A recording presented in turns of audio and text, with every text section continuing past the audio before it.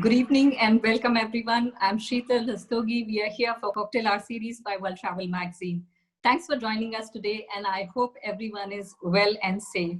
You just got a glimpse of the tea trails, and by the way, it wasn't me who left at the pool sipping tea. I'm still here pretty much at my desk with my strong black Ceylon tea and thinking about Sri Lanka. The idea of Cocktail Art Series is to continue inspiring our readers and viewers to start thinking about traveling once again. Whether you are looking for authentic cultural experiences, meeting friendly locals, trekking or biking against the backdrop of tea estates, watching sunsets around beautiful coastlines, or going on a game drive in world famous national parks, you can certainly add Sri Lanka in your list. Last year, Sri Lanka was on World Travel Magazine's top 10 destinations to watch, and we continue to see the growing interest of our readers in the destinations. A brand that showcases the authentic hospitality of the island is Resplendent Ceylon, with 3 gorgeous properties. You can experience Ceylon tea region in tea trails, cliff-top coastal beauty in Cape Veligama, and safari in Wild Coast Tented Lodge. What you saw at the start of our show was the Ceylon Tea Trail in central Sri Lanka. And now let's take a quick tour of the coastal resort in Veligama.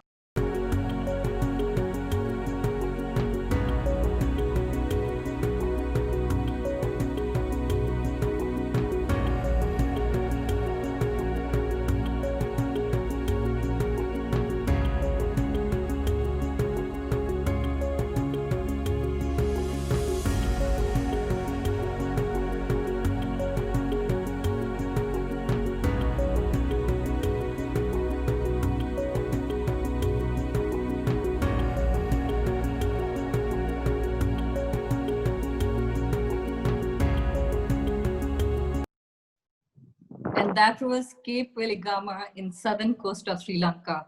So who's ready to go to Sri Lanka now? If not yet, let's move to the wild side of the destination. Awarded as one of the world's best new hotels in Luxury 50 List 2018 by World Travel Magazine, Wild Coast Tented Lodge is located at the southern coastline of Sri Lanka, about 3 hours east of Galle. This safari lodge has luxury cocoon tents dotted around the watering holes, attracting neighboring animals from Yala National Park. So you get the thrill of being in the wild and the coast side, both at one go.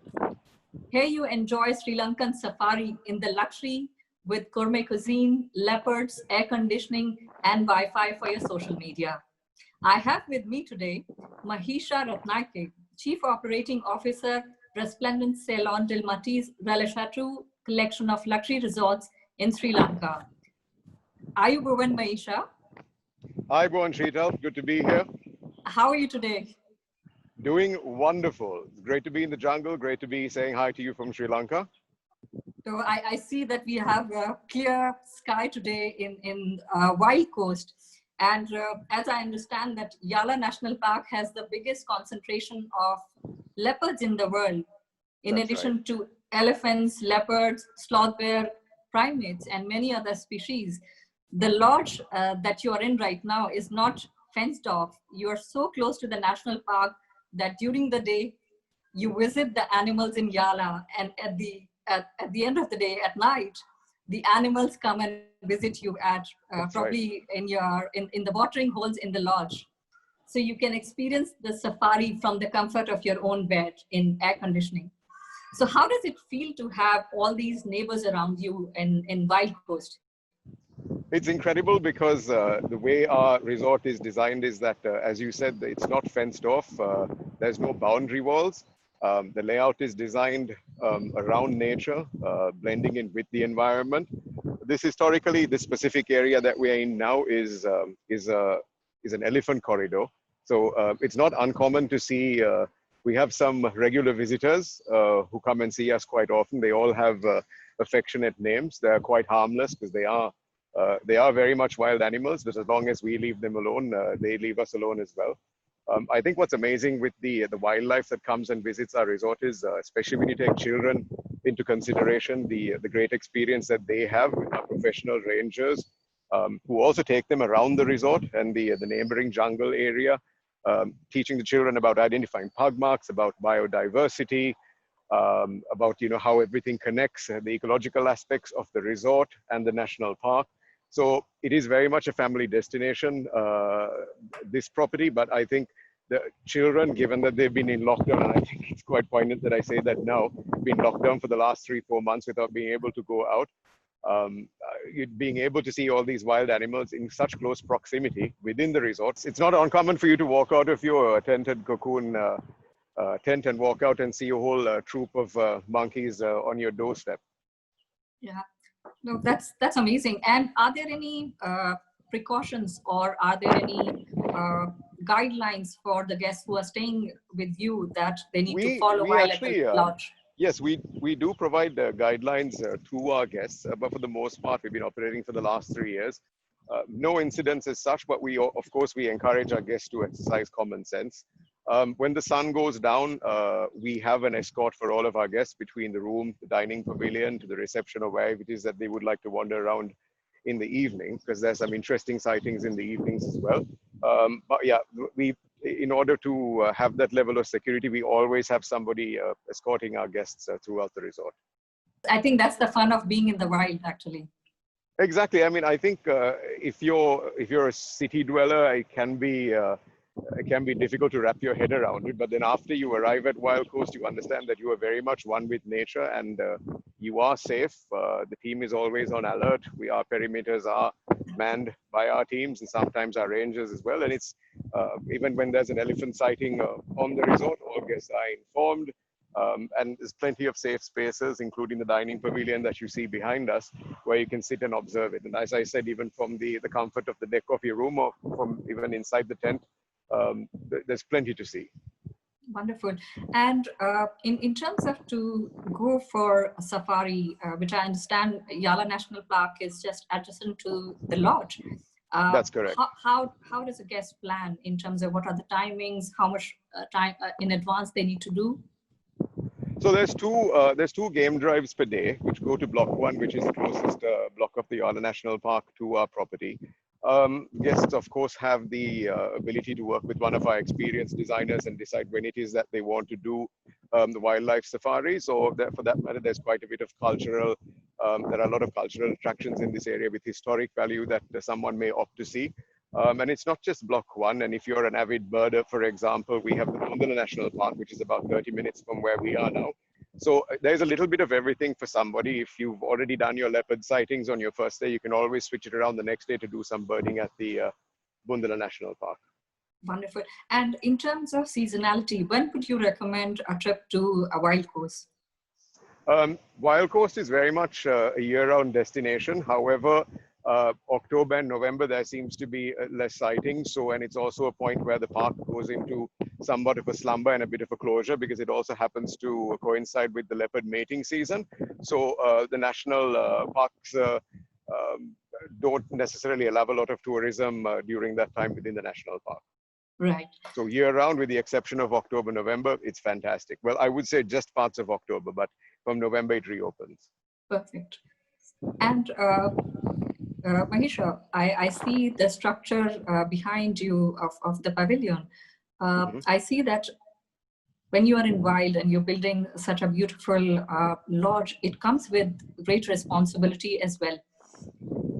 How do you ensure that there's minimal impact on the environment, and what are some of the key sustainable practices that you follow here at the lodge?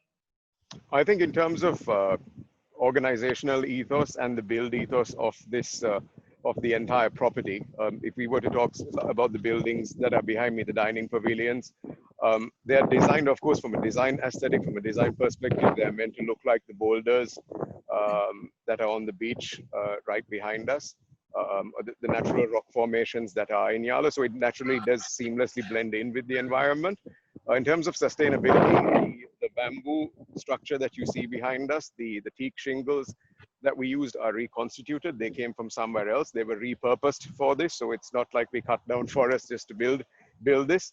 And another interesting part is, at the time that we were building this dining pavilion, It happened to be when the seas are rough in Sri Lanka, and then we had the local fishermen who were out of work, who we used actually to construct the entire upper portion of this structure that you see behind us. So there's actually a community aspect and a community involvement in the building of this, which makes it that much special as well.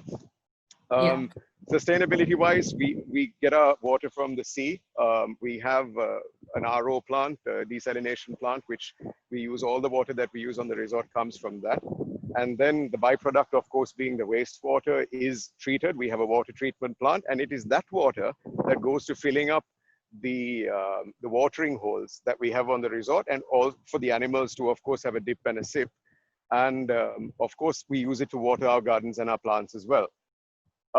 Wet garbage, we are in the middle of the jungle. We are quite conscious of the fact that we can't have a negative impact on it, given the wildlife and the sensitivity of the flora and the fauna around us. So we put all our wet garbage into what we call a biodigester, which also produces gas for cooking in our kitchens. That's wonderful. And in terms of guests who are staying at the Wild Coast, are there any initiatives where a guest can get involved? Absolutely. I think a part of what we do is we have a lot of local experiences in addition to the wildlife safaris that we do. We do go into the neighboring villages. We work with a national school, which is in a very impoverished area, where we have over the last few years rebuilt their science lab. We've been building their classrooms, equipping them for the future. And then how we get our guests involved is when they visit, they also see how they can contribute, how they can participate, not just monetarily necessarily. You can actually come and teach a new skill to the children while you're here, a half-day session, a 1-hour session, which I think the wonderful. Children really, really enjoy. So we have travelers from across the world with varied backgrounds who love to come and give a little bit back to the communities that we operate in. No, that's wonderful. I think that's what a traveler is getting conscious in terms of where the holidays are not just holidays for fun, but they're able to give back in some way to the community in whatever way possible. So that's really wonderful to hear, Mahisha. Thank you. And I think it's a very natural process for us as well, if I were to say, Sheetal, because the ethos of our organization is that we exist for a purpose rather than for commercial gain. We, of course, we are an enterprise, we are a business, a very successful business. But that being said, all our businesses from our parent company, Dilma, to it extends to the DNA of all our resorts, that we exist for a purpose and to be one with our communities and with nature. And in the big thing, we showcased the Ceylon tea trails, which is in the central Sri Lanka. So that's part of the central highlands of Sri Lanka. And we are right now here at the southern coast of Sri Lanka. So a road trip, I understand, is joining the two is about 6 hours. What would be your recommendation for a multi-destination trip to really capture Sri Lanka and the essence of Sri Lanka, that gives the first timer a real flavor of what the country is all about? I think the beautiful thing about our Resplendent journey is that our 3 resorts are located in 3 very unique and remote locations, which actually showcase the absolute best of Sri Lanka. We call it the Resplendent journey of CT and Safari. As you mentioned, in terms of connectivity between the resorts, the highway network is very well developed between the airport and the 2 southern resorts, which are Cape Waligama and Wild Coast Tented Lodge, where we are now. There's multiple options of how you could go up to Ceylon tea trails from either of those resorts. You can even start your journey at Ceylon tea trails. Seaplanes seem to be very popular amongst our clientele. It's also a beautiful way to actually see the island from an aerial perspective, a bird's eye view essentially of the best parts of the island. And it is quite unique that if you look at all our resorts, there's a historic and several other values to it. And I think if you look at Cape Waligama, for example, is historically a very quaint, sleepy fishing village not too long ago. But now Waligama has turned into a world-class surfers destination. We boast some of the best cinnamon in the world, as you may know. Also, the fact that it's a cliff-top resort and we have access to beautiful beaches over there makes it an incredible experience. Then, of course, Ceylon tea trails, you get transported to this bygone era of British plantations, that level of service, just a pristine, clean, beautiful environment. and then to where we are now, which is Wild Coast Tented Lodge, the fringes of the Yala National Park. Huge leopard density, biodiversity, a complete immersion. So the entire journey is actually very experiential, and experiential to the point where you actually do get to really live the journey as through the eyes of a Sri Lankan, which is what's most important as opposed to a standard tourist. No, excellent. And I think you get to experience very, very different, whether it's in the tea trails or the coastal side or here at the lodge. So quite unique experiences in one trip that can be planned. How many days would you recommend for covering these three destinations? I think from a shorter vacation perspective, 7 to 9 days would work best. Because what we more often than not, what we find is that if we limit, for example, one of the legs to 2 nights, we always have our guests saying, "Oh, we wish we were here for another night. We wish we were here for another 2 nights." Then, of course, given what you like, we're also able to customize your trip while you're on the ground, if necessary, provided there is availability. So the starting point would be the tea trails, and then go to probably come to Wild Coast, and then plan Yes. for Velikama. Is that how? Yeah, and wrap it up at Cape Veligama, because Cape Veligama Yeah. is also 45 minutes away from a World Heritage UNESCO site, which is the Gaul Fort, the historic Gaul Fort. There's a lot to see, and there's a lot of rich culture to be experienced, diverse culture to be experienced in the south as well. And then you wrap up your holiday, and of course, as I said, the highway connectivity is fantastic, and you're at the airport in a matter of hours, and then Perfect. start planning the next time you come back. Perfect. So we are all planning and packing our suitcases as soon as border opens, and we'll be there. Awesome. Wonderful. Mahisha, are we able to take a look at your cocoon tents? We would love to see the settings. Absolutely. Okay, I see we have a pool by the bushes.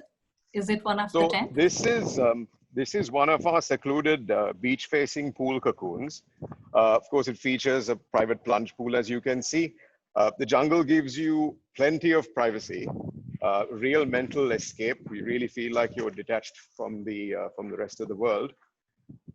Some say the cocoons look like a spaceship or an airship. When you look at it from an aerial point of view, it looks like aliens have invaded, but they're very much, as I said, built to blend in with the environment. But honestly, when it's one thing to see it in pictures, but to see it up close, it's actually it's really surreal to see it in person. Yeah. A feature that you can't see in the rooms, which I'll mention while we're going in, is that another sustainability angle is that the air conditioners that we have in the rooms, actually the heat that comes is generated from them. They heat the water that is used inside the room. And the condensation that comes from the air conditioners goes into a foot bath outside the room where you can wash your feet as you come inside. So the rest of the cocoons, of course, have a different view of the watering holes, as I had mentioned before. They attract a variety of bird life and amphibians, and which you can just sit there and enjoy from the comfort of your cocoon's outdoor viewing deck. So guests actually choose what they want to, whether they want a pool cocoon or they want to be closer to the watering holes. So depending on the preference, I think one can book. That's right. That's right.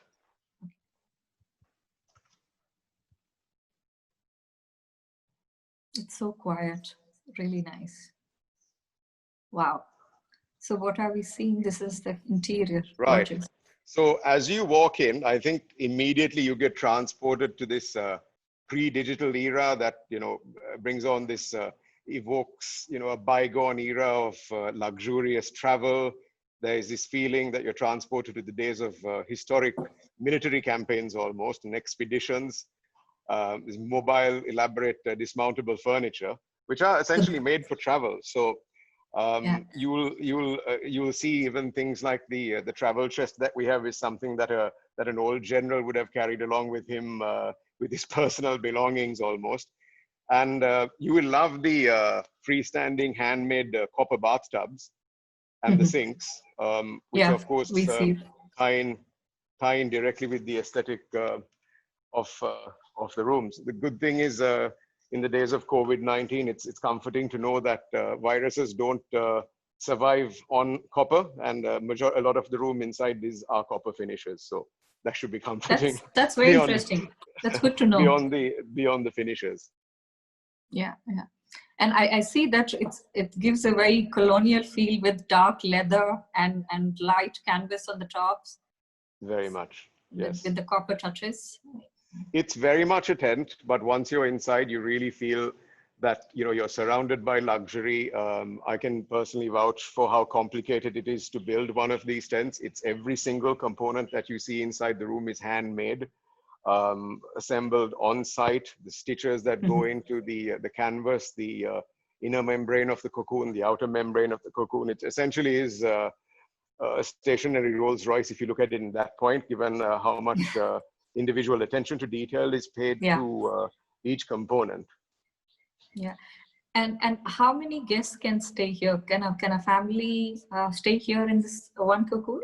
Like a family could stay here with kids? Younger children, but I think what older children and families with older children would prefer to have is we have a configuration which is a cocoon and an urchin. The urchin would be a room that is joined by a walkway, which can be connected to the parents' room as well.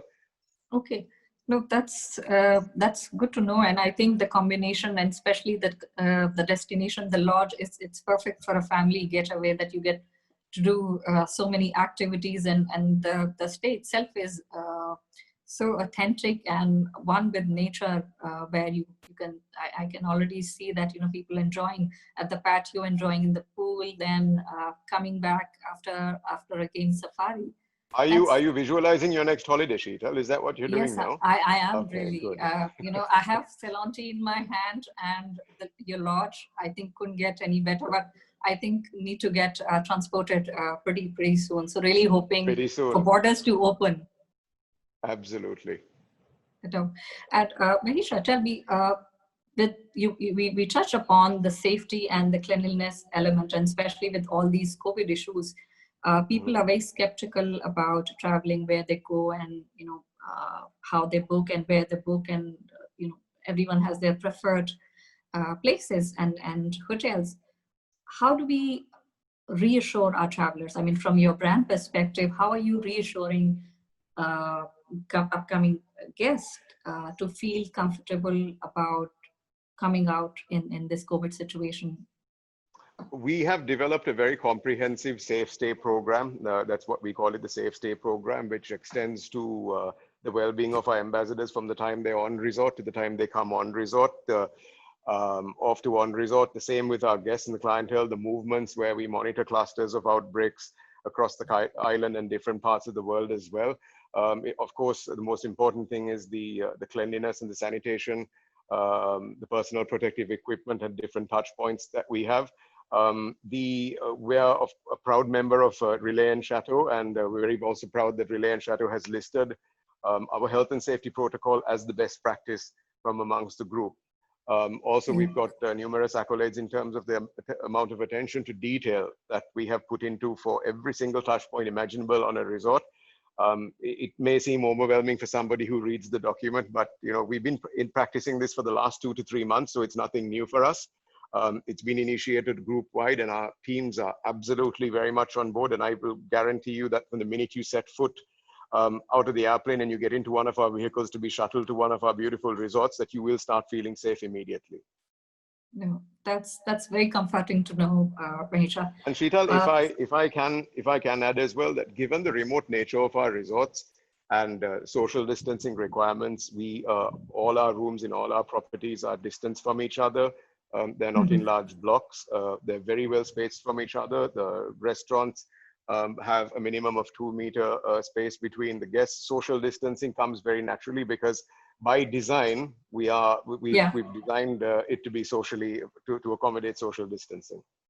That's really good to hear and comforting in terms of, because I think the way the lodges are, we just saw, I think it's all spaced out, so guests are not really interacting with the other group. So social distancing and staying in your own group, I think is pretty much possible. And what you shared earlier, the family group tours to the game drive can be arranged, so you don't have to really go with another family where That's exactly you correct. could be Yes, concerned. No. absolutely. Each family will definitely have their own vehicle assigned to them Yeah. for a game drive. Some of the finest tea are grown on the hills of Sri Lanka, and it is but Specifically natural. Dilma tea. Yes, specifically Dilma tea. Yes. I do try Dilma whenever Yes. I pick it up here, and but it's natural that apart from brewing it for the tea in Sri Lanka finds its way to your platter or in your cocktails as well. Mahesh, we were thinking about the drinks. So I read in your cocktail menu that you have a Ceylon spicy martini that is infused with cloves, cardamom, cinnamon, Yes. and tea. Most of the reasons why the Europeans showed up here in the first place. That's right. So today, however, we are sampling another cocktail, right, Mahisha? Yes, that's right. So the cocktail that we're going to Shall be we? featuring today, in Yeah. terms of the fresh produce that we're using, actually comes, everything is grown on this resort, so it doesn't get any fresher than that. I'd like to introduce you to, I would say, even our world famous bartender, Dhammika. There's not a guest who leaves this resort without writing at least a paragraph about him. He's incredibly personable. He's got an incredible taste, a vision for what a cocktail should be. He's well known for fusing local ingredients and putting together something absolutely magical for our guests. It's not uncommon for Dhammika to be handwriting recipe cards for our guests for them to be taking back home, for them to give it a go when they go back home. So the cocktail that we're doing today, Dhammika, is? We are going to today make it one of the best innovative cocktail here using for aloe vera. That name called aloe. So let's go to make aloe cocktail now. So aloe, no pun intended, is the base of it being aloe vera. All yours, Dhammika. Let's go for it. First, making my drinks. I'm going to chill my glass first.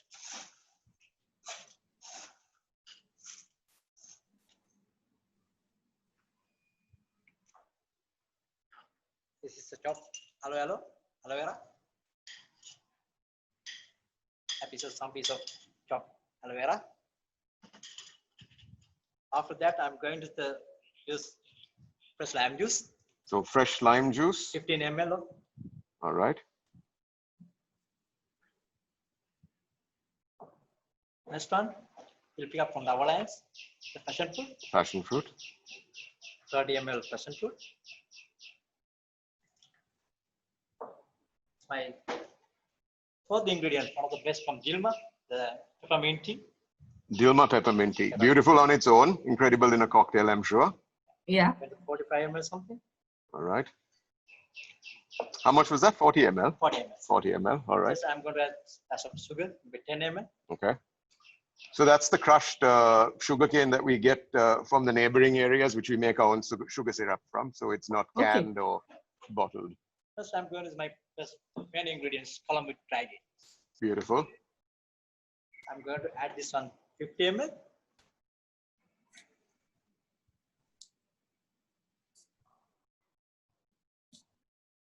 So we can see Dhammika is going to add some blue curacao for, I'm sure, a nice bit of color. Okay. 50 ml, sir. All right. Put some ice. Okay. Nice shake. All right.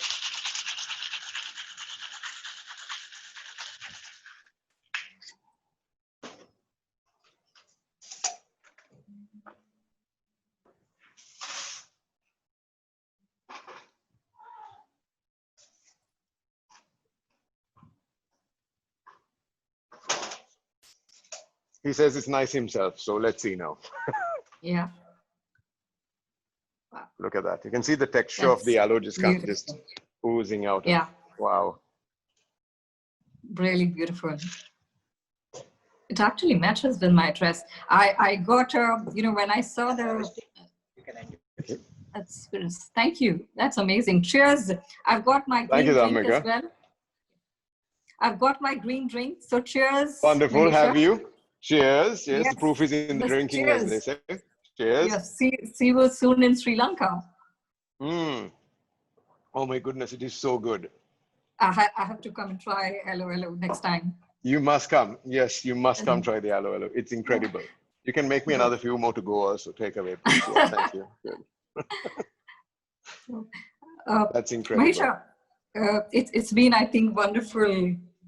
You've showcased us the gorgeous property, the wildlife. I think we could get a sense of how it is to be in Sri Lanka. Do you have any message for our viewers as we wrap up our session today? Most importantly, given this time, of course, stay safe, be safe, employ common sense, protect your families, be mindful of where you go, and of course, limit where you're exposing yourself to. Most important thing is to be positive. This too shall pass, and things will improve. Travel corridors will open, borders will open, and when they do, we'll be ready to welcome you when you come. No. Thank you so much, Mahisha, for joining us today. Thank you, Sheeta. It was lovely. And taking us on this amazing journey in Sri Lanka. Thank you. Hope to see you soon. Likewise. And thank you so much to all our viewers for tuning in. We hope that you enjoyed this evening. Do join us next week, Wednesday at 5:30 p.m. Singapore time, as we bring another exciting destination live for you. Have a wonderful evening ahead. Goodbye.